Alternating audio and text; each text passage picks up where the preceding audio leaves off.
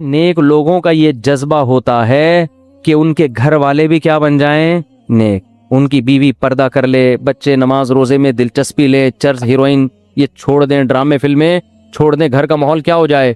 انسانوں والا, جو کہ آج کل نہیں ہے. تو پھر ہم جب گھر میں یہ ماحول دیکھیں تو ہماری آنکھیں کیا ہوں؟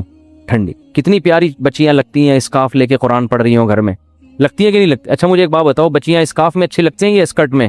باپ کو اپنی بیٹی کس ڈریس میں اچھی لگے گی؟ اسکارف میں. وہ پب جی کھیلتی بھی اچھی لگے گی, فلم دیکھتی بھی, یا قرآن سامنے اور یہاں قاری صاحب بچوں کو لے کے بیٹھتے ہیں, بچیاں بھی ہوتی ہیں بچے بھی ہوتے ہیں, قرآن پڑھا رہے ہوتے ہیں قاری صاحب نا, تو ذرا آ کے منظر دیکھا کریں, کیسا پیارا منظر لگتا ہے یار. سارے بچے بیٹھے ہوئے ایسے ایسے نا ہل رہے ہوتے ہیں بیٹھ کے, اتنے پیارے لگ رہے ہوتے. بچے نماز پڑھتے ہوئے بڑے اچھے لگتے ہیں گھر کے اندر, بچیاں اسکارف لیتی ہیں اور نماز میں نیت باندھ کے کھڑی ہو جاتی, کیسا پیارا ماحول لگتا ہے. تو جب لگتا ہے تو پھر یہ ماحول بناؤ نا گھر کے اندر. خود گھر میں اپنے بچوں کے ساتھ بیٹھ کے فلم دیکھ رہے ہیں, او بھائی تمہیں اگر اللہ نہ کرے چسکا لگ گیا ہے تو کنڈی لگا کے دیکھ لو, بچوں کو کیوں برباد کر رہے ہو؟ آپ تو تباہ ہو گئے, اللہ بچائے ہم سب کو, توبہ کی توفیق دے. آپ نے تو جو بننا تھا بن گئے, ان بچوں کو تو کم از کم خراب نہ کرو نا.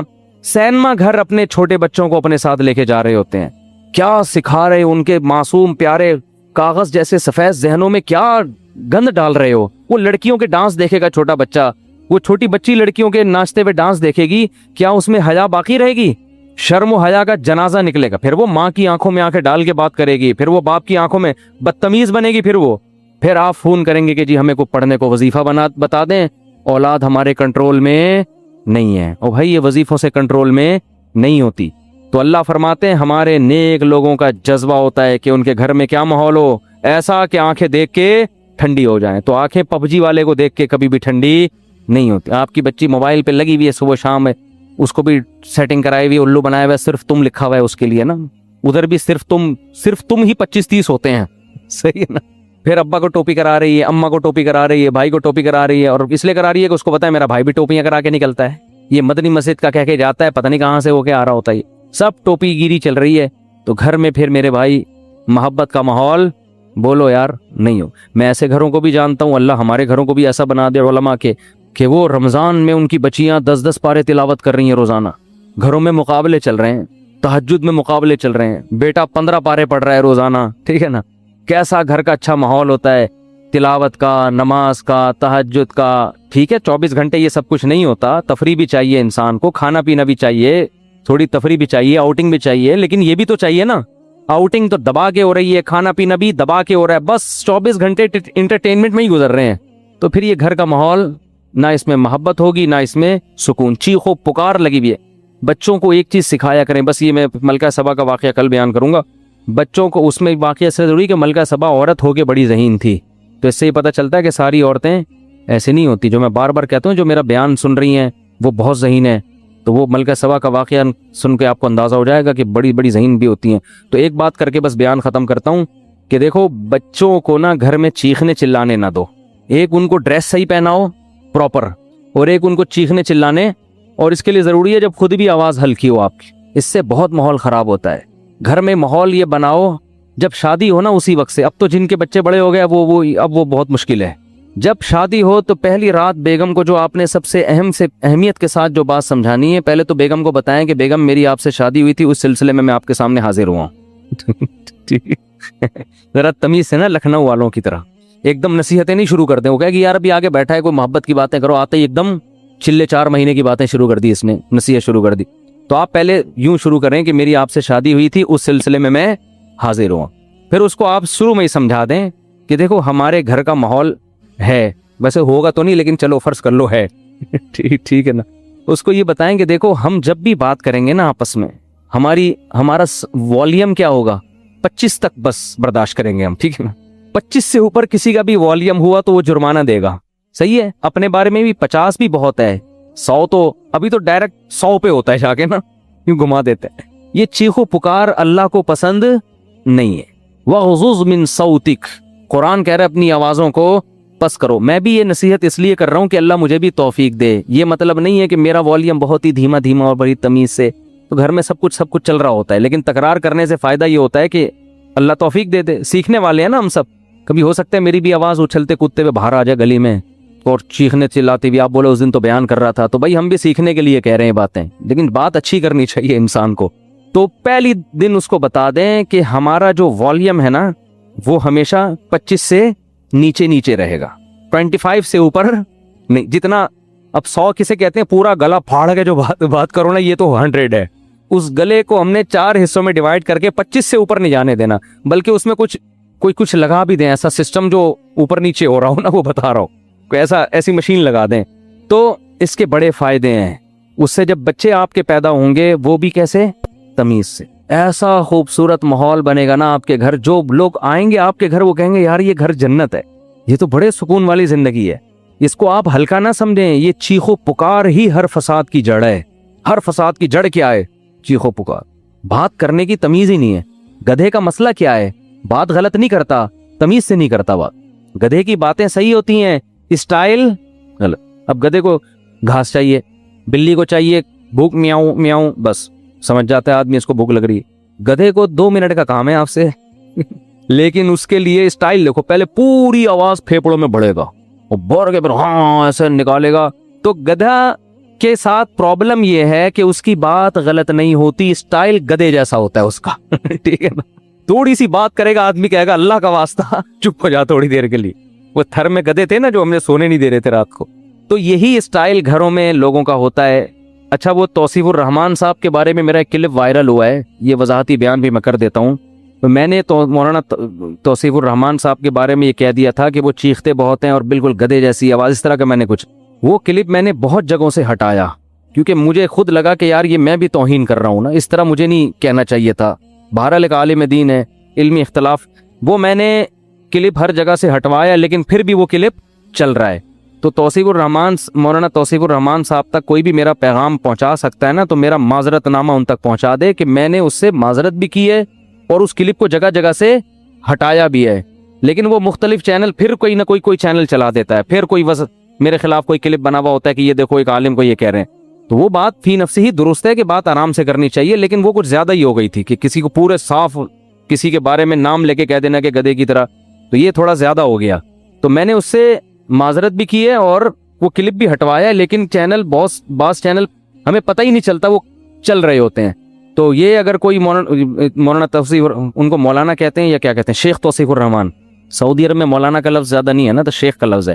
تو شیخ توصیف الرحمان صاحب تک کوئی میرا پیغام پہنچا سکتا ہے, بلکہ پہنچ ہی جائے گا ویڈیو کے ذریعے. تو بھائی وہ کلپس کو میں ہٹوا چکا ہوں اور اس سے میں رجوع اس معنی میں کہ وہ لفظ میرے کیا تھے, کچھ ضرورت سے زیادہ سخت الفاظ تھے جو مجھے نہیں کہنے چاہیے تھے. تو خیر, تو گھر میں بچوں کو کیا سکھانا چاہیے, تمیز, ادب, صحیح ہے نا. تو چیخنے چلانے کا گھر میں اگر ماحول ہوگا تو یہ بڑا مسئلہ ہے, لیکن یہ شروع میں ہی کنٹرول ہو جاتی ہیں. جیسے وہ ایک آدمی, 2 بندوں نے شادی کی, 2 بہنوں سے, 2 بھائیوں نے 2 بہنوں سے شادی کی, 6 مہینے گزر گئے. ایک کی بیوی بڑی تمیز سے, بہت ادب احترام, دوسرے کی بیوی کنٹرول میں ہی نہیں. تو اس نے اپنے بھائی سے پوچھا کہ یار یہ تیرا اس پہ اتنا روب ہے, ایسے تمیز سے بیٹھی رہتی ہے تیرے سامنے, میری والی کا تو روب ہی نہیں.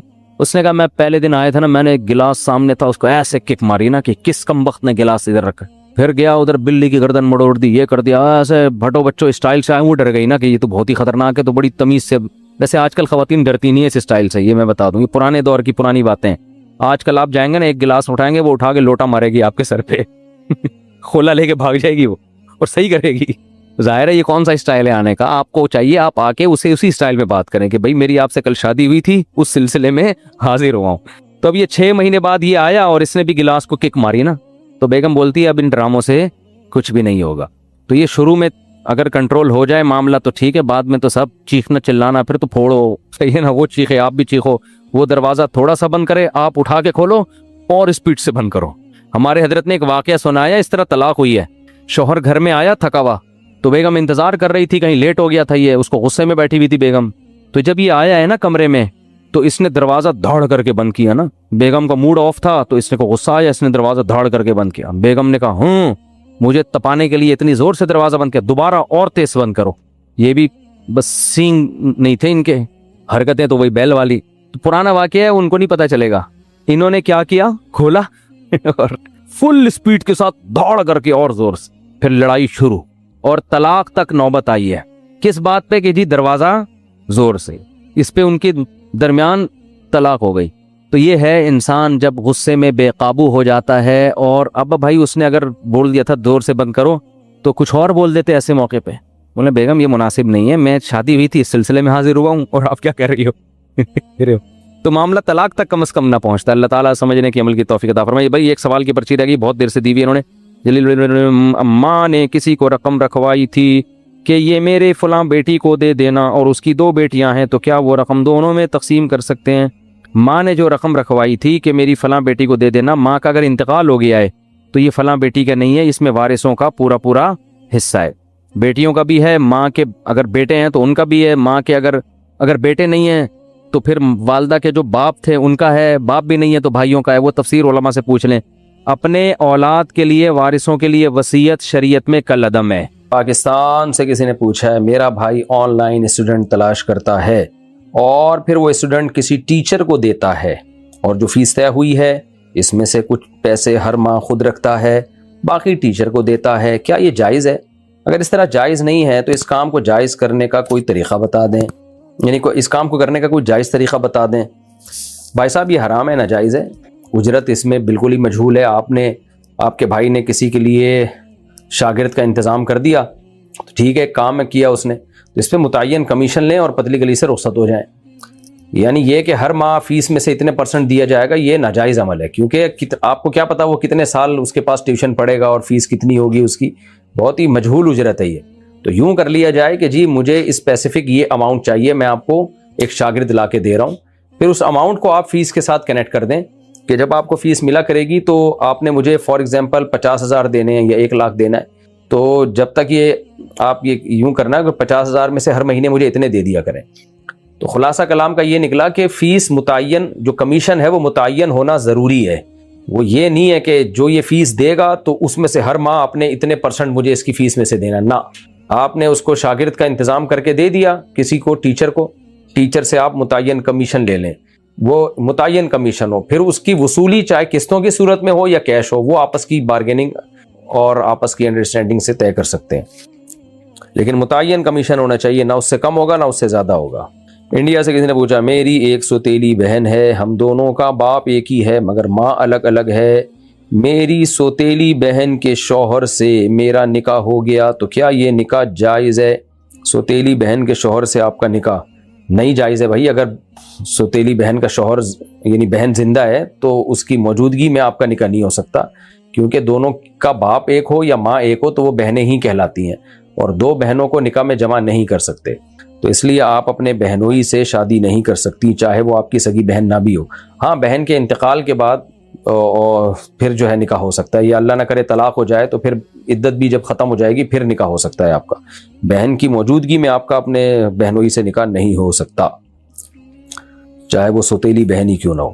محمد سفیان, دراز ایک on line earning plate form ہے جس پر ہم اپنی پروڈکٹس لسٹ کر کے ارننگ کر سکتے ہیں. اب مسئلہ یہ ہے کہ مثال کے طور پر اگر ایک چیز 100 روپے کی ہے تو وہ لوگ خریدار کو 2 آپشن دیتے ہیں, آن لائن پیمنٹ یا کیش آن ڈیلیوری. اب جو آن لائن پیمنٹ کرتا ہے اس کو تو وہ چیز 100 روپے کی ملتی ہے, مگر جو کیش آن لائن ڈیلیوری پر خریدتا ہے اس کو 100 روپے کے علاوہ 300 روپے کیش پیمنٹ فیس دینی پڑتی ہے. 300 یا 30 روپے کیش پیمنٹ فیس دینی پڑتی ہے. وہ 30 روپے کا کوئی ریزن نہیں بتاتے, بس یہ لکھ دیتے ہیں کہ یہ کیش پیمنٹ فیس ہے, بتائیے یہ حلال ہے یا حرام ہے؟ دیکھو اگر پہلے سے وہ طے کر لینا کہ کیش اماؤنٹ دیا آپ نے تو پھر آپ کو 30 روپے اضافی دینے پڑیں گے.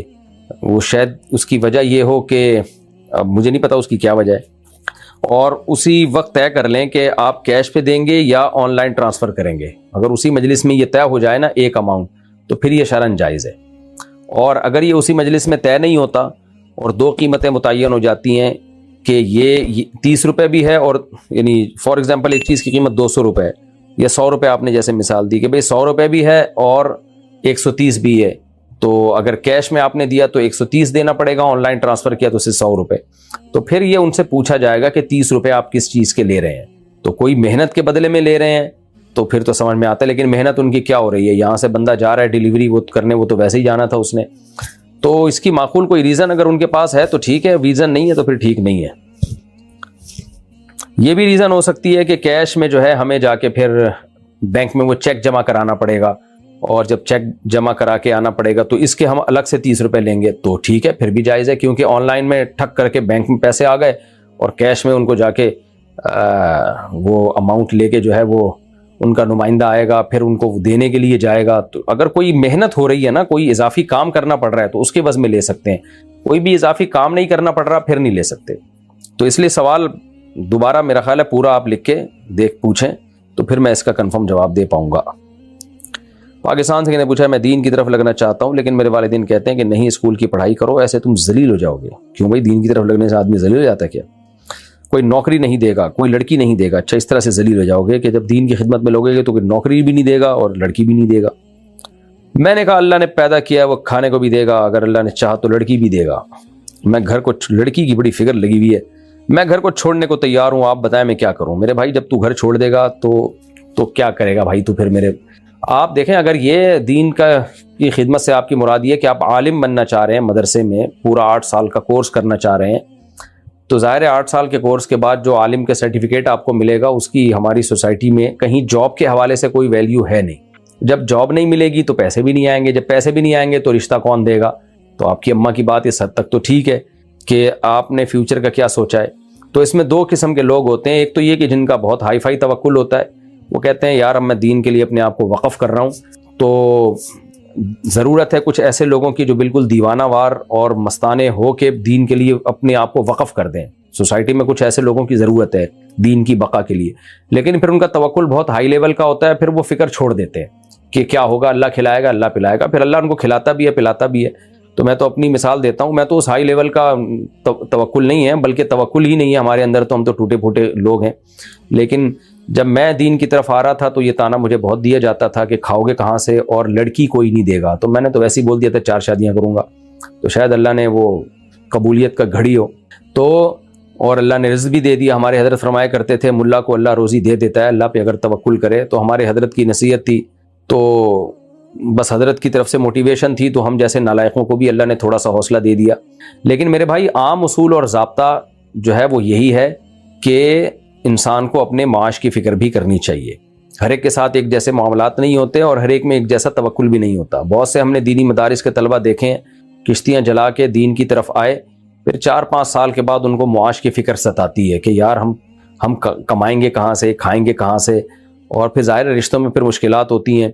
तो फिर वो ना दीन के रहते हैं ना दुनिया के रहते हैं, कहीं के भी नहीं रहते। इसी वजह से जामिअतुर रशीद जो मेहनत कर रहा है वो यही है कि भाई तलबा को दीन दुनिया दोनों तालीमात दी जाएँ, ताकि ये अपने पाँव पे खड़े हो सकें, खुद कमा भी सकें और दीन की खिदमत भी करें। तो नॉर्मली तो यही हुक्म है कि आप कुछ कारोबार भी करें, कुछ रिस्क का इंतज़ाम करें। तो आपके वालिदैन इस लिहाज से आपको सही मशवरा दे रहे हैं कि भाई कुछ कमाने खाने पीने का भी इंतज़ाम करो, उसके बाद फिर बाकी चीज़ें दीन की खिदमत भी करो। लेकिन आप में कितना तवक्कुल है ये आप जानते हैं। अगर बहुत आला दर्जे का तवक्कुल है और आप सर्वाइव कर सकते हैं तो फिर किश्तियाँ जला के आ जाएं मदरसे में, दीन की खिदमत के लिए वक़फ़ कर दें। तो फिर अल्लाह ताला की रहमत से उम्मीद है, अल्लाह ताला किसी को भूखा नहीं मारता, और जो दीन की खिदमत के लिए वक़फ़ होते हैं उनको तो अल्लाह गैब से रोज़ी का इंतज़ाम करता है उनके लिए। वमन यत्तक़िल्लाह यजअल लहू मख़रजा व यरज़ुक़हू मिन हैथु ला यहतसिब। अल्लाह ने फरमाया जो अल्लाह से डरता है अल्लाह उसको ऐसी जगह से रोज़ी देता है जहाँ से उसका गुमान भी नहीं होता। लेकिन मैंने बताया ये बहुत कम लोग इस तरह के होते हैं। अब आप में कितना हौसला है, क्योंकि जो कम हौसला होता है ना, तो फिर यही लोग जब रिस्क की कमी होती है तो 2 नंबरियों में भी लग जाते हैं। फिर वो लोगों की जेबों पर नज़र, लालच। तो इसके लिए कुरान ने, अल्लाह ने हुक्म दिया वतज़व्वदू फ़इन्न ख़ैरज़्ज़ादि तक़वा। फिर ज़ादे राह इख्तियार करो, असबाब इख्तियार करो, क्योंकि लोगों की जेबों पे नज़र रखना ये बुरा अमल है। तो इसलिए अगर आप में बहुत आला दर्जे का तवक्कुल है फिर तो किश्तियाँ जला के आ जाएं, आप अपने आप को दीन की खिदमत के लिए वक़फ़ कर दें। लेकिन इसमें यह ज़रूरी है कि आपका कोई दूसरा भाई भी हो, क्योंकि वालिदैन को तवक्कुल की भेंट नहीं चढ़ा सकते आप, क्योंकि वालिदैन की तो खिदमत करनी पड़ेगी ना, उनको खिलाने पिलाने वाला कौन है। तो अगर आपके और भी भाई हैं जो कमा के ला रहे हैं, आपके वालिदैन को खिला पिला सकते हैं, तो फिर तो आप मदरसे में जा सकते हैं। दीन की खिदमत के जज्बे से किसी अच्छे मदरसे में जाएं जहाँ अच्छी तालीम हो, अच्छी तरबियत हो।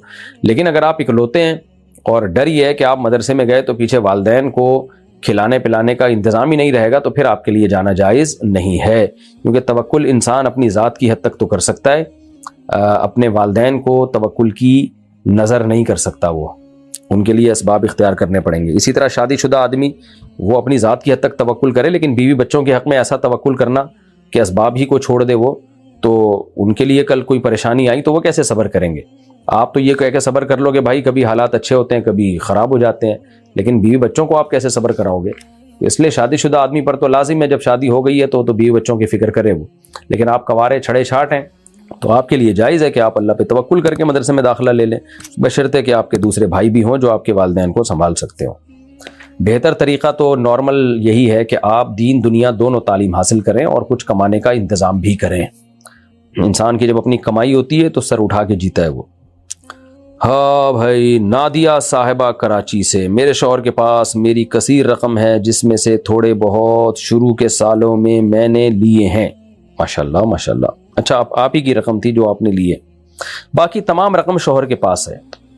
میرے شوہر میری ضرورتیں تو پوری کرتے ہیں لیکن مجھے ماہانہ کوئی خرچ نہیں دیتے، جس کی وجہ سے مجھے اپنے شوہر سے بار بار مانگنا پڑتا ہے۔ کبھی دیتے ہیں کبھی نہیں دیتے، جس کی وجہ سے مجھے شدید تنگی ہوتی ہے کہ میں اپنے شوہر سے اپنی رقم واپس مانگ سکتی ہوں، کیونکہ اب شوہر سے چھوٹی چھوٹی چیزوں کے لیے پیسے مانگنا اور انکار سننا مجھے اچھا نہیں لگتا۔ کبھی کبھار ناراضی بھی ہو جاتی ہے۔ اگر میرے شوہر مجھے وہ رقم دے دیتے ہیں تو میں گھر بیٹھے ان پیسوں کو کہاں انویسٹ کروں کہ ہر ماہ مجھے اس سے کچھ منافع ملتا رہے اور میرا گزارا ہوتا رہے۔ اگر دکان خرید لی جائے اور کرائے پر چڑھا دی جائے تو کیا یہ تجارت میں آئے گا؟ اگر تجارت میں آئے گا تو اس کی زکوٰۃ بھی دینی ہوگی، اور زکوٰۃ کا کیا طریقہ کار ہوگا؟ مہربانی فرما کر رہنمائی فرمائیں۔ اگر شوہر رقم نہیں دیتے تو اس صورت میں کیا کرنا چاہیے؟ یہ رقم میں نے شوہر کو تحفے کے طور پر نہیں دی تھی، میرا بینک اکاؤنٹ نہیں ہے اس لیے ان کے پاس رکھوائی تھی۔ شوہر سے رقم مانگنا آپ کے لیے جائز ہے، آپ ان سے مانگیں، آپ کا حق ہے، اور شوہر کو چاہیے بیگم کو ہر مہینے کچھ پاکٹ منی دیا کرے تاکہ وہ اپنی چھوٹی موٹی چیزیں اس سے پوری کر لیا کرے۔ تو بالکل ہی پاکٹ منی نہ دینا یہ غیر اخلاقی حرکت ہے۔ اگر گنجائش ہے شوہر کے پاس تو دینی چاہیے۔ اور باقی رہا مسئلہ یہ کہ شوہر اگر پیسے دے دیں تو میں ان پیسوں کو کہاں انویسٹ کروں؟ مجھے نہیں لگتا واپس دیں گے شوہر۔ آج تک کسی کے شوہر نے پیسے دیے نہیں ہیں سوائے ان شوہروں کے جو میرا اس وقت میرا یہ پروگرام دیکھ رہے ہیں۔ پاکستان ہو یا انڈیا ہو تو پیسے لے کے کوئی بھی نہیں دیتا، تو گئے پیسے وہ آپ کے۔ خیر پھر بھی میں دعا کرتا ہوں آپ کے شوہر آپ کو پیسے دے دیں۔ جب آپ کے شوہر آپ کو پیسے دے دیں تو آپ نے کہاں انویسٹ کرنے ہیں؟ کہیں بھی نہیں انویسٹ کرنے، کیونکہ جو پیسے آپ کے پرس میں آپ کی جیب میں وہ آپ کے، کہیں دے دیے تو گئے وہ کام سے۔ ہاں یہ جو صورت آپ نے بتائی ہے کہ دکان خرید کے اس کو کرائے پہ دے دینا، تو اس میں بھی آپ کو دھوکہ ہوگا۔ یہ بھی لکھ لیں آپ کو دکان خریدنے کے لیے جب اسٹیٹ ایجنٹ سے رابطہ ہوگا، لوگوں سے رابطہ ہوگا، تو سب سے سڑی ہوئی مری ہوئی تھکی ہوئی متنازع دکان اور جس کے پلاٹ جو ہے وہ جس کے کاغذ بھی گلے ہوئے سڑے ہوئے تھکے ہوئے ہوں گے، وہ کوئی آپ کو پہنا کے چلا جائے گا اور ایسے سبز باغ دکھائے گا کہ اس سے بہتر دکان تو اس کائنات میں ہے ہی نہیں۔ تو اس کے بعد وہ کرایہ آپ کو اتنا ملے گا اس کا، اول تو یہ ممکن ہے کرایہ داری قبضہ کر کے بیٹھ جائے، اور یہ بھی ہے کہ وہ کرائے پہ چڑھے ہی نہیں، 10 سال آپ اسی انتظار میں رہیں، اور چڑھ بھی گئی تو ایسا سڑا ہوا کرایہ دے گا کہ آپ کے پان گٹکے کا خرچہ بھی اس سے نہیں نکلے گا۔ یہ آپ کے ساتھ، کیونکہ خواتین کے ساتھ یہ دھوکے بہت ہوتے ہیں، کیونکہ یہ پراپرٹی خریدنا کہ کہاں خریدنی ہے، کتنا کرایہ، یہ ماہر اسٹیٹ ایجنٹوں کا کام ہوتا ہے۔ یہ میرے اور آپ جیسے لوگوں کا کام نہیں ہوتا، اناڑیوں کا کام نہیں ہوتا۔ اور ماہر اسٹیٹ ایجنٹ ہوگا تو اس کو ایسی دکان نظر آ رہی ہوگی تو اپنے لیے خریدے گا، آپ کے لیے نہیں خریدے گا۔ آپ کو وہ ہمیشہ وہ دکان خرید کے دے گا جو سب سے سڑی ہوئی، اور وہی جو میں نے گالیاں دی ہیں بھی دکان کو، وہ ساری فٹ کر لیں یہاں پہ آپ۔ تو اس لیے میرا مشورہ یہ ہے کہ آپ گولڈ خرید کے لاکر میں رکھ لیے گا، اس کو کبھی ضرورت ہو تو استعمال کرنے۔ پھر بھی بعض دفعہ ہوتا ہے کوئی لک ہوتی ہے، کوئی واقعی اچھی دکان نکل آتی ہے، چلتی ہوئی دکان ہوتی ہے، وہ آپ کو اگر مل رہی ہو، بعض دفعہ ہو بھی جاتا ہے قسمت پھوٹ جاتی ہے انسان کی، اور کوئی ایسی دکان نظر آ جاتی ہے، کوئی ایسی پراپرٹی جو آپ کو لگتا ہے کہ واقعی فائدہ دے گی۔ ویسے تو 99.9% ہے کہ کچھ بھی نہیں ہوگا، لیکن خیر اگر کوئی ہے تو پھر آپ کے لیے بہتر یہی ہے کہ دکان خرید کے اس کو کرائے پہ چڑھا دیں، تو وہ تجارتی مال نہیں کہلائے گا، اس پہ زکوٰۃ نہیں ہوگی۔ ہاں زکوٰۃ اس کرائے پر ہوگی کہ جس تاریخ کو آپ زکوٰۃ نکالتی ہیں، جتنا کرایہ بچا رہ گیا تو اس پہ آپ زکوٰۃ دے دیے گا۔ تو یہی بہترین طریقہ ہے انویسٹمنٹ کا کہ کوئی چیز لے کر کرائے پہ دے دی جائے، لیکن لینے میں دھوکہ ہوگا، آگے کرایہ دار مسائل کھڑا کر دے گا۔ اچھا یہ بھی بتا دوں کہ جب آپ نے دکان یا مکان کسی کو کرائے پر دیا تو مالک مکان خوش ہو رہا ہوتا ہے کہ میرا کرایہ آ رہا ہے، وہ یہ اس کو یہ نہیں پتا ہوتا کہ یہ 2-4 سال میں تمہارے گھر کی اور دکان کی ایسی واٹ لگا کے جائے گا نا کہ جتنا کرایہ لیا ہے نا وہ سارا ریپیئرنگ میں تمہارا خرچ ہو جائے گا۔ یہ بھی ایک مسئلہ ہے، اس کو بھی غور کر لیں۔ تو کوئی بہت ہی ماہرین سے مشورہ لے کے دکان خریدیں، اور لیکن ماہرین آپ کو مشورے دینے میں بھی بڑے مسئلے ہوتے ہیں آج کل، ہر آدمی اپنا فائدہ دیکھ رہا ہوتا ہے۔ میرے تجربے ہیں پاکستان میں، انڈیا میں، اب آپ پتہ نہیں انڈیا سے ہیں پاکستان سے ہیں، بہرحال یہاں کسی کو پیسہ کسی بھی مد میں دیا تو گیا کام سے۔ 1% چانس ہے کہ کوئی اچھا آدمی مل جائے آپ کو جو آپ کو صحیح مخلص یعنی اخلاص کے ساتھ مشورے دے۔ اچھا بھائی، پہلی بات تو پیسے نکلیں گے کہاں آپ کے؟ شوہر دے دے تو بہت اچھا شوہر ہے آپ کا، اگر دے دیں آپ کو۔ اچھا بھائی آگے چلتے ہیں، ہو سکتا ہے آپ کے شوہر نے دکان خرید کے کرائے پہ بھی چڑھا دی ہو، اللہ بچائے، ایسے باتیں نہیں عورتوں کو کرنی چاہیے شوہروں کے خلاف، لیکن آپ کے شوہر بہت اچھے ہیں، امید ہے وہ آپ کے پیسے دے دیں گے۔ اچھا بھائی، اچھا آپ تو کراچی سے ہیں، نادیہ صاحبہ کراچی سے، پھر تو گیا سب کچھ، گیا آپ کا، لٹ گیا۔ محمد صاحب اسلام آباد سے، اگر شیو کرنا اللہ کی تخلیق کو بدلنا ہے تو گنجا ہونا بھی تو تخلیق کو بدلنا ہے۔ یار کیا سوال کیا ہے بھائی، دیکھو اللہ کی تخلیق کا بدلنا کسے کہتے ہیں کسے نہیں کہتے، اس میں انسانی رائے کا دخل نہیں ہے، ورنہ تو جو سکھ لوگ ہیں وہ کہتے ہیں کہ داڑھی کو چھوٹا کرنا یا بغلوں کے بال صاف کرنا بھی تخلیق کو بدلنا ہے، کیونکہ اللہ نے بال پیدا کیے تو بڑھاتے چلے جاؤ، تو ان کی بھی ایک رائے ہے، ان کا ایک مذہب ہے جو انہوں نے عقل سے اس کا تعین کیا۔ تو یہ ہمیں شریعت کی رہنمائی کے بغیر نہیں پتہ چل سکتا کہ کون سی چیز فطرت کا حصہ ہے، کون سی فطرت کے خلاف ہے۔ کچھ چیزوں میں تو پتہ چل جائے گا، سب چیزوں میں نہیں پتہ چلے گا۔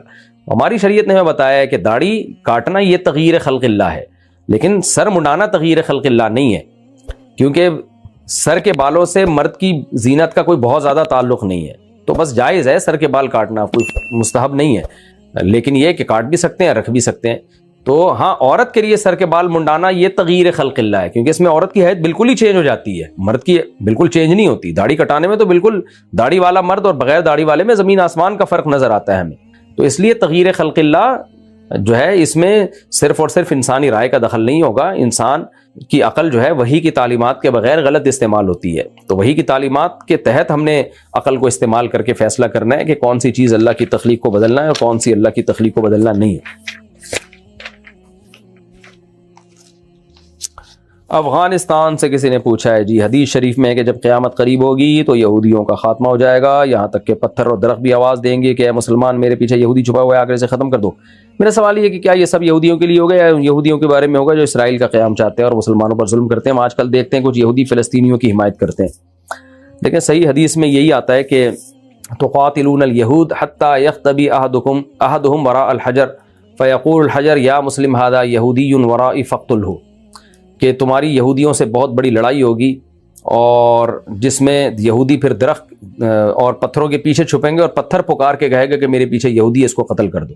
اب اس سے کون سے یہودی مراد ہیں؟ ظاہر ہے وہی یہودی مراد ہیں، حدیث سے متبادر تو یہی ہوتا ہے جو جنگ لڑ رہے ہیں، جو ظلم کر رہے ہیں۔ ساری دنیا کے سارے یہودی شاید اس سے مراد نہ ہوں، کیونکہ لڑائی ہی ہو رہی ہے نا، تو لڑائی تو ہوتی ان سے جو لڑ رہے ہوتے ہیں، جو نہیں لڑ رہے ہوتے ہیں ان سے تھوڑی لڑائی ہوتی ہے۔ تو بظاہر یہی مطلب نکلتا ہے کہ جو یہودی لڑائی کا حصہ بن رہے ہیں اور جو مسلمانوں سے لڑ رہے ہیں۔ باقی ایک الگ مسئلہ ہے کہ حضرت عیسیٰ ابن مریم جب نازل ہوں گے تو کفر کا دنیا میں خاتمہ ہو جائے گا، یعنی جتنے بھی اہل کتاب ہیں، چاہے وہ یہودی ہوں یا وہ عیسائی ہوں، وہ سارے کے سارے اسلام قبول کر لیں گے، اور جو اسلام قبول نہیں کریں گے ان سے لڑائی ہوگی، تو وہ ایک الگ حدیث سے ثابت ہے، اور جہاد ہوگا پھر ان سے حضرت عیسیٰ ابن مریم کے دور میں۔ محمد رحیم کراچی سے، ریل گاڑی میں نماز ادا کرنے کا کیا طریقہ ہے؟ کیا قبلے کی طرف رخ کرنا ضروری ہے؟ جی ہاں جناب، ریل گاڑی میں بھی قبلے کی طرف رخ کرنا ضروری ہے۔ موبائل کی ایپ کے ذریعے قبلے کا تعین کریں یا کھڑکی سے جھانکیں گے تو مسجدیں نظر آ جاتی ہیں، اس سے قبلے کا پتہ چل جاتا ہے۔ اور کھڑے ہو کر فرض نماز پڑھنا اور وتر بھی کھڑے ہو کر پڑھنا ضروری ہے۔ عبداللہ صاحب کراچی سے، جس طرح حضرت محمد صلی اللہ علیہ وسلم کا نام سننے یا بولنے کے بعد درود شریف پڑھنا ضروری ہے، کیا اسی طرح کلمہ طیبہ کے بعد بھی پڑھنا ضروری ہے؟ نہیں، ایک دفعہ نبی صلی اللہ علیہ وسلم پر کسی مجلس میں نام آئے نا تو ایک دفعہ درود پڑھنا ضروری ہے، ہمیشہ نہیں۔ باقی کلمے میں آپ بغیر اس کے بھی پڑھ سکتے ہیں، ایک دفعہ پڑھ لینا چاہیے، جب کلمہ پڑھ رہے ہوں تو لا الہ الا اللہ پڑھیں، جب محمد رسول اللہ پڑھے تو ایک دفعہ صلی اللہ علیہ وسلم پڑھ لینا چاہیے۔ درود میں بخل کرنا تو بہت بڑی کنجوسی ہے، کیا جا رہا ہے، کتنا دیر لگتی ہے۔ ہاں بار بار نام آ رہا ہے تو پھر بار بار بے شک نہ پڑھا جائے۔ ندیم پاشا، میں اپنے غیر مسلم دوستوں سے کہتا ہوں کہ قرآن میں کوئی تبدیلی نہیں ہوئی تو وہ کہتے ہیں ثبوت پیش کرو، برائے مہربانی اس پر روشنی ڈالیں۔ یہ الٹا سوال ہے میرے بھائی، جو تبدیلی کا دعوے دار ہوتا ہے اس کے ذمہ ہے کہ ثبوت پیش کرے۔ یہ ایسا ہی ہو گیا، میں کہتا ہوں زید تم نے میرے سے 1,00,000 روپے لیے ہیں، زید کہتے ہیں میں نے نہیں لیے، میں زید سے کہتا ہوں اس پہ ثبوت پیش کرو کہ تم نے نہیں لیے، وہ کہے گا ثبوت آپ پیش کرو کہ میں نے لیے ہیں۔ تو جو کہتے ہیں کہ تبدیلی ہوئی ہے ان کے ذمہ ہے کہ ثبوت پیش کریں، کیونکہ پوری دنیا میں قرآن پڑھا جا رہا ہے، مسلمانوں میں کتنے مسئلوں میں اختلاف ہیں، کتنی لڑائیاں، کتنے پڈے، قرآن میں الحمدللہ کوئی پڈا ہی نہیں ہے، الحمد سے لے کے والناس تک تاریخ میں کوئی ایک جھگڑا نہیں دکھا سکتے کہ کوئی اختلاف ہوا ہو۔ اس کی وجہ یہی ہے کہ اس پر اللہ نے ایسا جمع کر دیا سب کو کہ ایسی حفاظت کی ہے کہ اختلاف کا کوئی وہ اللہ نے عنصر چھوڑا ہی نہیں ہے اس میں۔ یاسر صاحب کشمیر سے، مفتی صاحب میں جس لڑکی کو پسند کرتا ہوں میرے والدین اس سے میری شادی نہیں کرا رہے اور اس لڑکی کا رشتہ بھی اس کے گھر والوں نے کسی اور سے کرا دیا ہے۔ ہائے ہائے ہائے، دل کے ارماں آنسوؤں میں بہہ گئے۔ اب ان کے بچے آپ کو ماموں کہیں گے۔ اب میں چپ کر کے بیٹھ جاؤں یا اپنی مرضی کر سکتا ہوں؟ جب اس لڑکی کا رشتہ اس کے گھر والوں نے کہیں اور کرا دیا ہے تو اب آپ چپ کر کے بیٹھ جائیں، یا تو اس کے گھر والے بھی آپسی سے کرا رہے ہوتے نا تو پھر تو ہم کہتے چلو وہی کر لو۔ جب اس کی لڑکی کے ہی ابا اماں نے کہیں اور کرا دیا تو یوں کریں اور کہیں اور ٹرائی ماریں۔ مفتی صاحب کیا مغرب کے فرض کی تیسری رکعت میں آیت الکرسی پڑھنی ہوتی ہے؟ اگر نہیں تو 3 رکعتیں کیسے پڑھیں؟ جناب مغرب کے فرض کی تیسری رکعت میں صرف سورہ فاتحہ پڑھنی ہے اور کچھ بھی نہیں، وہ بھی نہ پڑھیں تو بھی جائز ہے، لیکن بہتر ہے سورہ فاتحہ پڑھ لینی چاہیے۔ تو کوئی بھی دعا پڑھ لیں تو بھی ٹھیک ہے، افضل یہی ہے کہ سورہ فاتحہ پڑھ لی جائے۔ ناپاکی کے ایام میں جو نماز یا روزے قضا ہو گئے ان کا کیا حکم ہے؟ جہیز کے ایام میں خواتین سے جو نماز قضا ہوتی ہے وہ معاف ہے، البتہ روزے جو قضا ہوئے ان کو لوٹانا، ان کو رکھنا لازم ہے، واجب ہے۔ قربانی کس پر فرض ہے؟ بقرعید تو گزر گئی میرے بھائی، اس پہ بہت سارے کلپ ہیں، دوبارہ دیکھ لیں۔ کیا اگر لڑکی کی گھر والوں سے نہ بنتی ہو تو وہ الگ رہ سکتی ہے؟ الگ کہاں جائے گی؟ الگ لڑکی کے لیے رہنا ٹھیک نہیں ہے، اس کو فتنوں میں پڑنے کا اندیشہ ہے۔ کوئی ایجڈ خاتون ہو، بڑی عمر کی ہو تو ایک الگ بات ہے، لڑکی کی نہیں بن رہی تو فوراً شادی کر کے الگ ہو جائے، اپنے شوہر کے ساتھ زندگی گزارے۔ وہ مسئلہ سارا پھر یہی آتا ہے نا، رشتوں میں پرابلم ہے تو جب مرد 2 3 شادیاں کریں گے تو سب لڑکیوں کو نمٹا دیں گے وہ۔ تو بعض دفعہ ہوتا ہے لڑکی کے ساتھ گھر میں ظلم ہو رہا ہوتا ہے، یا ماں بیٹی کی لڑائیاں ایک مصیبت بن چکی ہوتی ہیں، ان کے مزاج ہی نہیں مل رہے ہوتے، بہنوں کے نہیں مل رہے ہوتے، بعض دفعہ وہ جہنم بن چکا ہوتا ہے گھر۔ تو ایسے موقع پہ یہی ہوتا ہے، خواتین کی لڑائیوں کو کون بیٹھ کے حل کر سکتا ہے؟ آپ خود سمجھدار ہیں، تو حل یہی ہوتا ہے کہ بھائی تم اپنے گھر جاؤ، رخصت ہو کے اپنے شوہر کے گھر جا کے زندگی گزارو۔ وہاں نہ بنے تو پھر چلو شوہر کے ساتھ الگ رہو، پھر وہاں کا تو حل سمجھ میں آتا ہے۔ تو ماں سے بعض دفعہ ایسے اختلاف شروع ہو جاتے ہیں، بہنوں کے آپس میں شروع ہو جاتے ہیں، بڑے مسائل ہوتے ہیں، بھابیاں بھی ہوتی ہیں وہ نندوں کے لڑ رہی ہوتی ہیں، بڑے مسائل ہوتے ہیں۔ تو حل یہی ہے کہ آپ اپنے گھر آباد کریں، شوہر کے ساتھ زندگی گزاریں، اور شوہر نہیں مل رہا تو پھر مردوں کو میں بولتا ہوں کہ بھائی 2 3 شادیاں کرو، تاکہ سب لڑکیوں کو ٹھک سے نمٹاؤ، سب کو کام نمٹاؤ جلدی سے، شادیاں کر کے سب کو جو ہے نا ٹھکانے لگاؤ، سب کو ان کو ایک نیچرل زندگی دو، فطری زندگی دو، تو اس سے مسائل پیدا نہیں ہوں گے، مسائل ختم ہوں گے۔ شادی نہیں کرو گے تو مسائل بڑھیں گے، کہ تمہاری بیٹیاں بھی بیٹھی رہیں گی، کوئی نکاح کرنے کے لیے تیار نہیں ہوگا۔ اچھا میرے بھائی یاسین انصاری صاحب کہتے ہیں مفتی صاحب جس گھر اور گاڑی استعمال کی چیز ہے اس طرح سونا بھی استعمال کی چیز ہے، تو اس پر زکوٰۃ کیوں ہے؟ اس لیے زکوٰۃ ہے کہ سونے کا حدیث میں آتا ہے کہ استعمال میں ہو تو بھی زکوٰۃ دینی پڑے گی۔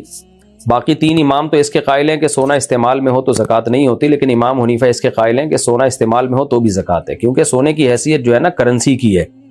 اب آپ نے ڈالروں کا ہار بنا کے گلے میں ڈالا ہو تو بھی زکوٰۃ دینی پڑے گی، اور اس بارے میں صحیح حدیث بھی ہے، تبھی تو امام ابو حنیفہ نے اس پہ فتویٰ دیا ہے صحیح حدیث ہونے کی وجہ سے، کہ آپ صلی اللہ علیہ وسلم نے 2 خواتین کے ہاتھ میں سونے کے کنگن دیکھے، آپ نے فرمایا کہ تم اس کی زکوٰۃ دیتی؟ انہوں نے فرمایا نہیں۔ فرمایا کیا کہ تم چاہتی ہو کہ اللہ قیامت میں تمہارے ہاتھ میں آنکھ کے کنگن پہنائے؟ تو وہ تو انہوں نے کنگن پہنے ہوئے تھے، اس کا مطلب زیور کے طور پہ استعمال کر رہی تھی وہ، تو وہ شریعت کا حکم ہے سونا چاندی استعمال میں ہو تو بھی زکوٰۃ ہوتی ہے۔ مفتی صاحب ہماری مسجد میں چوری کی بجلی سے پانی وغیرہ بھرا جاتا ہے تو اس کا کیا حکم ہے؟ کیا ہماری نماز ہو جاتی ہے؟ نماز تو ہو جاتی ہے، مگر چوری کی بجلی سے پانی بھرنا ٹھیک عمل نہیں ہے۔ مسجد والوں کو سمجھاؤ کہ مسجد تو وہ جگہ ہے جہاں لوگوں کو قانون فالو کرنے کا حکم دیا جائے، ان کو سکھایا جائے کہ چوری بری چیز ہے، اور آپ ہی الٹا یہ کام کر رہے ہو تو بری بات۔ سعد اچھا ایک بات یہ بھی ہوتی ہے کہ بعض دفعہ گورنمنٹ میٹر ہی نہیں لگا رہی ہوتی، تو پھر لوگ مجبور ہوتے ہیں کنڈا لگانے پر، تو پھر وہ چوری نہیں کہلائے گی، اس لیے کہ گورنمنٹ کا کام ہے نا میٹر لگا کے دے دو، تو کیوں نہیں لگا رہے بھائی؟ لوگوں نے ایک سال سے درخواستیں دی ہوتی ہیں، تو پھر ایسی صورت میں کوئی کنڈا کی بجلی استعمال کر رہا ہے تو جائز ہے، لیکن پھر وہ اس کے پیسے جمع کرائے گورنمنٹ کے کھاتے میں، کسی طریقے سے ایک اندازے سے جمع کرا دے، یا صدقہ کر دے، آخری درجہ یہی ہے، گورنمنٹ کے کھاتے میں نہیں ڈال سکتا تو صدقہ کر دے۔ سعد شیرو میں ڈیلیوری کا کام کرتا ہوں اور گھر سے 7 کلومیٹر دور رہتا ہوں، اس لیے میری نماز جماعت سے نہیں ہو پاتی، کیا یہ ٹھیک ہے؟ گھر سے 7 کلومیٹر دور، اگر جب نماز کا ٹائم ہو اور مسجد آپ سے کافی دور ہو تو پھر آپ پر مسجد میں جماعت سے نماز پڑھنا لازم نہیں ہے، کام آپ اپنا کرتے رہیں، لیکن جب جماعت کھڑی ہونے کا ٹائم ہوا اور مسجد آپ کے قریب میں کہیں ہوئی، اسی محلے میں مسجد ہوئی، تو پھر آپ پر لازم ہوگا کہ کام چھوڑ کے آپ مسجد میں جا کے جماعت سے نماز پڑھیں۔ ہاں مسجد دور ہے آپ سے تو پھر آپ کے لیے جماعت چھوڑنے کی ایسی مجبوری میں گنجائش ہوگی، پھر بھی مسجد کی جماعت چھوڑنے کی گنجائش ہوگی، ویسے تو پھر بھی جماعت سے پڑھے نا، کوئی 2-3 بندے مل کے۔ عظیم صاحب دبئی سے، میں صبح اٹھا اور وضو کر کے نماز پڑھ لی، نماز کے بعد دیکھا کہ کپڑوں پر نجاست لگی ہوئی ہے، میرے لیے کیا حکم ہے؟ نماز لوٹائیں، یہی حکم ہے۔ کیف صاحب انڈیا سے، مفتی صاحب ہمارے محلے میں ایک عورت ہے جو بدکاری میں مبتلا ہے، اس کے 2 چھوٹے بچے بھی ہیں، میں اس کو دیکھتا ہوں تو مجھے بہت افسوس ہوتا ہے، میں نے محلے والوں کو بھی بتایا اور مسجد کے مفتی صاحب کو بھی، کوئی فائدہ نہیں ہو، آپ کی رہنمائی چاہتا ہوں۔ بھائی انڈیا میں ہیں اور انڈیا کے قانون کیا ہے وہ تو آپ بھی بہتر جانتے ہوں گے، تو سمجھانے کی کوشش کریں، پھر نہیں سمجھتے تو چھوڑ دیں۔ وہاں کا لا کیا ہے اس بارے میں مجھے نہیں معلوم، میرا خیال ہے لا تو شاید پرمیشن دیتا ہے، وہاں انڈیا تو سیکولر اسٹیٹ ہے، وہاں تو زنا پر پابندی نہیں ہے۔ آپ اپنا محلہ تبدیل کر لیں، اتنا کر لیں، ورنہ آپ جب انسان یہ گناہ اپنی آنکھوں سے دیکھ رہا ہوتا ہے تو آہستہ آہستہ اس کے دل سے گناہ کی برائی ختم ہونا شروع ہو جاتی ہے۔ کل آپ کے بچے بھی دیکھیں گے، برائی میں مبتلا بھی ہو سکتے ہیں، ورنہ برائی ان کے دل سے برائی کی برائی نکل جاتی ہے۔ تو کوشش کریں کہ ایسا علاقہ چھوڑ دیں تو زیادہ بہتر ہے۔ مفتی صاحب کیا جس کاروبار پر حکومت کی طرف سے پابندی ہو وہ کاروبار کرنا حرام ہے؟ اگر کوئی ایسے کاروبار کرنے والوں کے ساتھ روزانہ کی دہاڑی پر کام کرے تو اس کی کمائی کیا حرام ہوگی؟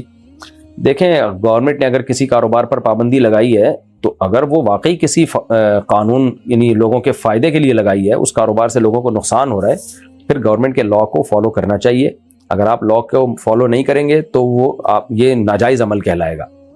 باقی آمدن کا تعلق جو ہے وہ اس سے ہے کہ کاروبار بذات خود جائز ہے یا نہیں ہے، تو اگر جائز چیز کا کام کر رہے ہیں تو اس کی آمدن حلال ہی ہوگی، چاہے گورنمنٹ نے پابندی ہی لگائی ہو۔ ہاں، گورنمنٹ کی مخالفت کا گناہ ہوگا، تو اس لیے اب کاروبار کی نوعیت آپ پوچھتے تو میں بتاتا کہ اس کی ارننگ حلال ہے حرام۔ اب مثال کے چرس بیچ کے کوئی پیسے کما رہا ہے تو وہ حرام ہے، گورنمنٹ نے چرس پہ پابندی لگائی اور آپ ہیروئن اور چرس بیچ رہے ہو، تو گورنمنٹ کی پابندی کی وجہ سے بھی یہ عمل ناجائز، اور چونکہ جو چیز بیچ رہے ہو وہ خود حرام ہے تو اس لیے اس کی ارننگ بھی حرام ہوگی۔ اور اگر گورنمنٹ نے کہیں پابندی لگا دی کہ بھئی آپ کھجوریں نہیں بیچ سکتے کسی بھی وجہ سے، تو کھجوریں بیچنا تو نہیں چاہیے ایسی صورت میں، لیکن کھجور چونکہ بذات خود حلال چیز ہے تو اس کو بیچ کے جو آپ پیسہ کمائیں گے وہ حلال ہوگا، لیکن خلاف قانون کرنے کا گناہ ہوگا، بشرطے کہ وہ قانون بھی کوئی لوگوں کے فائدے ہی کے لیے بنایا گیا ہو۔ بعض دفعہ ایویں بھی چیزیں جو ہے نا بعض دفعہ لوگوں پہ تھوپ دی جاتی ہیں بلا وجہ کی۔ سہیل صاحب انڈیا سے، میری شادی کو 5 سال ہو گئے ہیں مگر اولاد نہیں ہے، کیا میں دوسری شادی کر سکتا ہوں؟ بھائی اولاد ہو تو بھی کر سکتے ہیں، اولاد نہ ہو تو بھی کر سکتے ہیں۔ دوسری شادی کا تعلق اس سے نہیں ہے کہ آپ کے اولاد ہے یا نہیں، تعلق اس سے ہے کہ آپ 2 بیویوں کے پورے حقوق ادا کر سکتے ہیں یا نہیں کر سکتے۔ مفتی صاحب میرے شوہر نے مجھ سے چھپ کر دوسری شادی کی ہوئی ہے، نہ وہ مجھے خرچہ دیتے ہیں، نہ وقت، اور نہ ہی اولاد پیدا کرنے دیتے ہیں، اور نہ ہی مجھے گھر دیا ہوا ہے، آخر میں کب تک اپنے والدین کے گھر میں رہوں گی جبکہ میرے 2 بچے بھی ہیں؟ ایسے میاں سے آپ طلاق لے کے کہیں اور شادی کریں، یہ زیادہ بہتر ہے۔ جب نہ خرچہ دے رہا ہے ایک بندہ، نہ اولاد پیدا کرنے دے رہا ہے تو پھر کس کام کا میاں ہے وہ؟ تو کب تک اپنے والد کے گھر رہوں گی؟ ابھی والدی کے گھر رہ رہی ہیں تو پھر علیحدگی لے لیں۔ میرا تو یہی مشورہ ہے کہیں اور شادی کریں، اللہ تعالیٰ آپ کے لیے کوئی متبادل انتظام کر دے۔ مولانا صاحب جب میں رات کو سوتا ہوں، ہائے وہی جرم ہوتا ہے جو آج کل ایک نوجوان جس جرم میں مبتلا ہے، ہینڈ پریکٹس ہو جاتی ہے، خدا کے لیے کوئی وظیفہ بتا دیں، 5 وقت نماز ہی پڑھتا ہوں۔ بھائی یہ وظیفوں سے نہیں چھوٹتا، شادی کرو، سب سے پہلی بات یہ حلال کی طرف جاؤ۔ دوسری بات یہ کہ رات کو سوتے ہوئے یہ جرم ہوتا ہے تو اس لیے سونے سے پہلے کوئی کتاب رکھیں، اچھی کتاب مطالعے کے لیے، اس کا مطالعہ کر کے سویا کریں تاکہ مطالعہ کرتے کرتے آنکھ لگ جائے، تاکہ کسی دوسری طرف خیال ہی نہ جائے آپ کا۔ یہ ٹوٹکے استعمال کریں، اور اس کے علاوہ بھی اب ہر آدمی کے حالات دوسرے سے مختلف ہوتے ہیں، کسی شیخ سے باقاعدہ اصلاحی تعلق قائم کریں اور تبلیغ میں وقت لگائیں، اور آج کل نفسیاتی ڈاکٹرز بھی اس کا علاج بتاتے ہیں، تو وہ ڈاکٹر جو اس عمل کو برا سمجھتا ہو اس سے اپنا علاج کروائیں۔ لیکن نفسیاتی ڈاکٹر تو خود بہت سے نفسیاتی ہو گئے ہیں، وہ بجائے روکنے کے لوگوں کو اور اس برائی میں مبتلا کر دیتے ہیں۔ تو کوئی سمجھدار ڈاکٹر ہو جو اس برائی کو چھڑوانے میں سیریس ہو تاکہ یہ برائی آپ سے چھوٹ جائے۔ لیکن اہل اللہ سے تعلق قائم کریں، یہ بہت ضروری ہے، اس سے آہستہ آہستہ گناہ چھوٹ جائے گا۔ اور اپنے لیے کوئی سزا بھی رکھیں کہ جب یہ گناہ ہوگا تو اتنے پیسے صدقہ کریں گے یا یہ اتنے روزے رکھیں گے، کوئی بھی مناسب سزا اپنے لیے رکھیں تو آہستہ آہستہ انشاءاللہ یہ گناہ چھوٹ جائے گا۔ محمد تابش بمبئی سے، اور جب یہ گناہ ہو توبہ استغفار بھی کیا کریں۔ محمد تابش ممبئی سے، مفتی صاحب ایک شخص جس کے اوپر کافی قرض ہے جو وہ ادا نہیں کر پا رہا کیونکہ کوئی آمدن کا ذریعہ نہیں ہے، وہ بہت پریشان ہے، قرض بھی ادا کرنا چاہتا ہے لیکن ممکن نہیں ہو پا رہا، کیا وہ کسی سے زکوٰۃ لے کر قرض ادا کر سکتا ہے؟ اگر ہاں تو اس کا طریقہ کیا ہوگا؟ کیونکہ اسے خود کے لیے زکوٰۃ مانگنے میں بہت شرم محسوس ہو رہی ہے تو کیا وہ اپنا نام ظاہر کیے بغیر یہ کہہ کر کہ کسی مستحق کا قرض ادا کرنا ہے زکوٰۃ لے سکتا ہے؟ قرضہ لیتے ہوئے شرم نہیں آ رہی تھی، اب زکوٰۃ لیتے ہوئے شرم آ رہی ہے۔ قرضہ لینے نہیں چاہیے بھائی، جو اللہ نے دیا ہے اس پہ گزارا چلاؤ بس۔ باقی زکوٰۃ لے سکتا ہے، اس کو اگر کوئی دے گا تو زکوٰۃ ادا ہو جائے گی۔ اب اس کی حالت کیا ہے یہ تو اللہ ہی بہتر جانتا ہے، تو اپنا نام ظاہر کیے بغیر تو نہ لے، یہ بول دے بھائی مجھے پیسوں کی ضرورت ہے مجھے دے دیں، تو اگلا اس کو زکوٰۃ دے دے، تو اسی طرح کرے۔ دوسروں کے نام پہ لینا شروع کر دیا پھر تو لیتا ہی رہے گا، پھر ہو سکتا ہے وہ کوئی بڑا سیاسی لیڈر بن جائے پھر وہ۔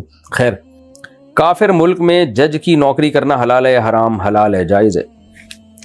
اچھا بھائی، شہناز افتخار صاحب نے پوچھا ہے مرد اور عورت کی نماز میں فرق بتا دیں، 20 دفعہ میں اس پہ ڈیٹیل سے بات کر چکا ہوں کہ عورت سمٹ کے نماز پڑھے گی۔ اب سمٹنے کے طریقے کیا ہیں وہ بہشتی زیور، تسہیل بہشتی زیور ایک کتاب ہے، جامع الرشید سے چھپی ہے، تسہیل بہشتی زیور، وہ کتاب ہر گھر میں ہونی چاہیے، اس میں وہ پورا سمٹنے کا کیا طریقہ ہے وہ لکھا ہوا ہے۔ فاطمہ سعد لکھنؤ سے، کیا آرٹیفیشل جیولری میں نماز ہو جاتی ہے؟ جی ہو جاتی ہے۔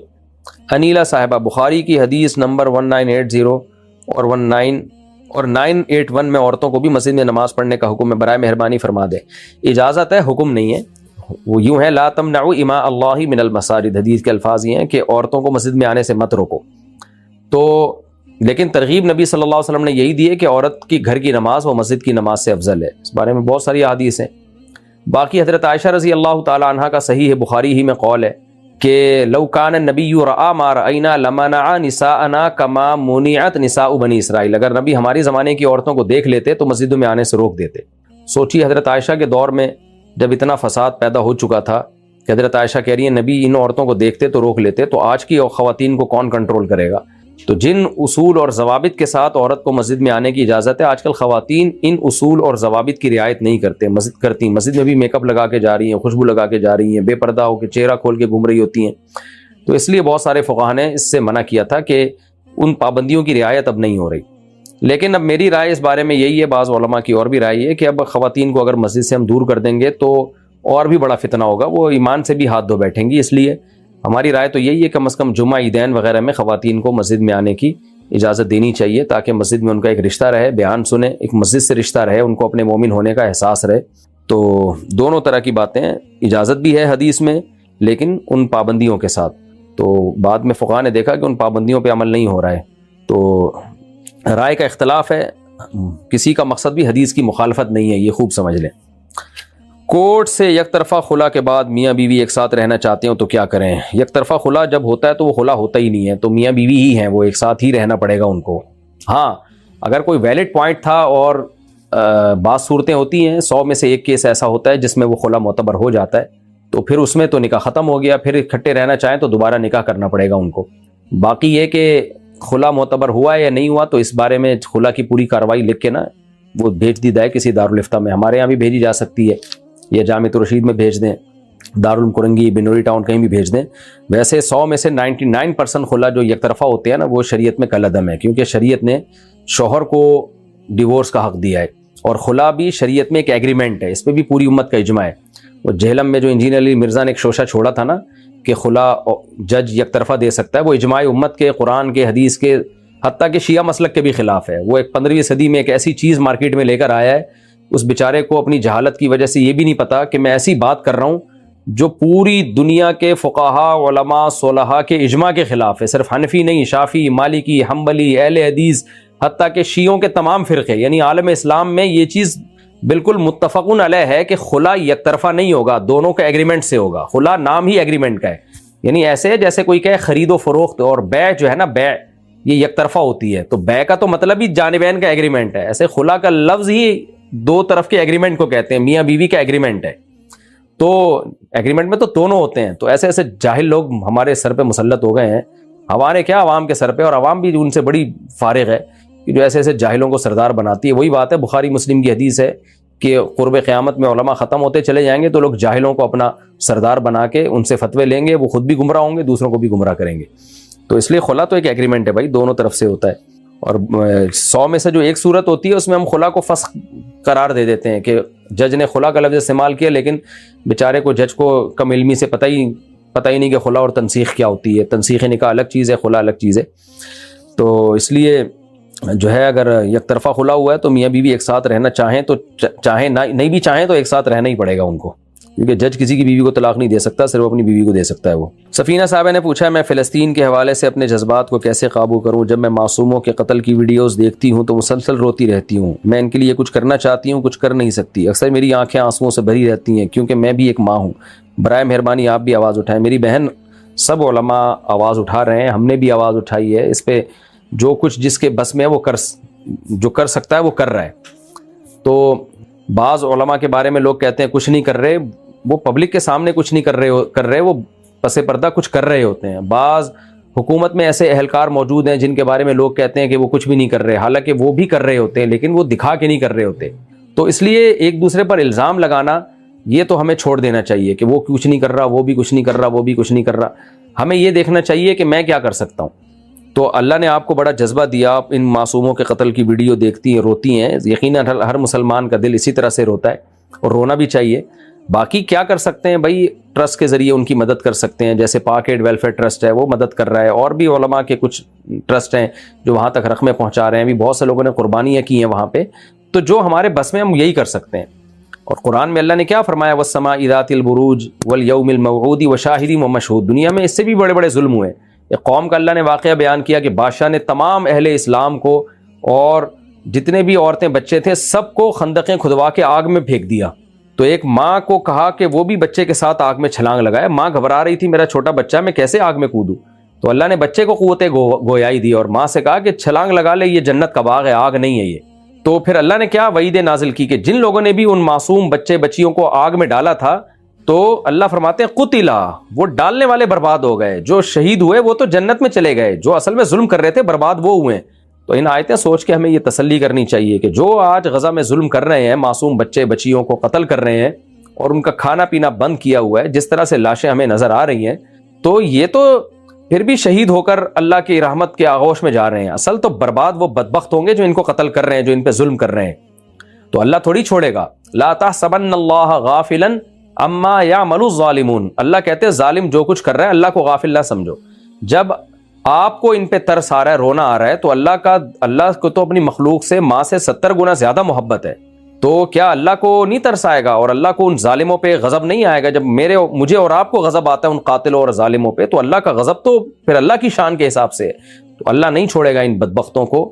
تو ہم ان ظالموں کے لیے بد دعا کر سکتے ہیں، ہدایت کی دعا کر سکتے ہیں، مظلوموں کے لیے دعا کر سکتے ہیں، اور جو کچھ ہمارے بس میں ان کی مدد جو گراؤنڈ ریئلٹی سے میچ کر رہی ہو۔ ہوائی باتیں کرنے والے آپ کو بہت زیادہ مل جائیں گے لوگ، لیکن پریکٹیکلی جو ہم کر سکتے ہیں، جو ہمارے بس میں، ہمیں وہ کرنا چاہیے۔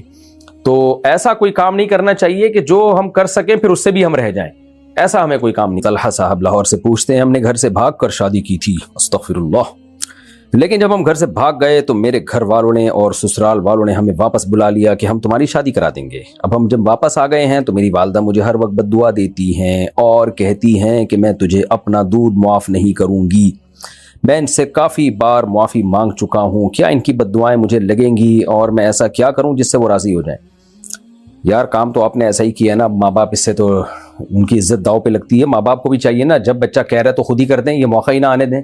خود دیر کرتے ہیں، اس کے پراٹھے کھلا رہے ہیں، اس کو انڈے کھلا رہے ہیں اور پھر شادی سے روک رہے ہیں آپ، تو خود ہی کر دیا کریں تاکہ یہ نوبت ہی نہ آئے۔ بہرحال آپ باقی کے کوئی اچھا کام نہیں کیا آپ نے، تو اب اماں کو راضی ہی کریں، میں تو یہی کہوں گا، اور اللہ سے دعائیں بھی مانگیں، اماں کی کوئی اضافی خدمت کریں۔ دیکھیں جو ہے نا، امی کو کچھ پیسے ویسے دیا کریں ہدیے کے طور پر، اور کچھ ان کے ساتھ تعاون کرتے رہا کریں منتھلی، اور نرم لہجے میں بات کریں، اور اللہ سے بھی دعا مانگیں، انشاءاللہ ٹھیک ہو جائیں گی۔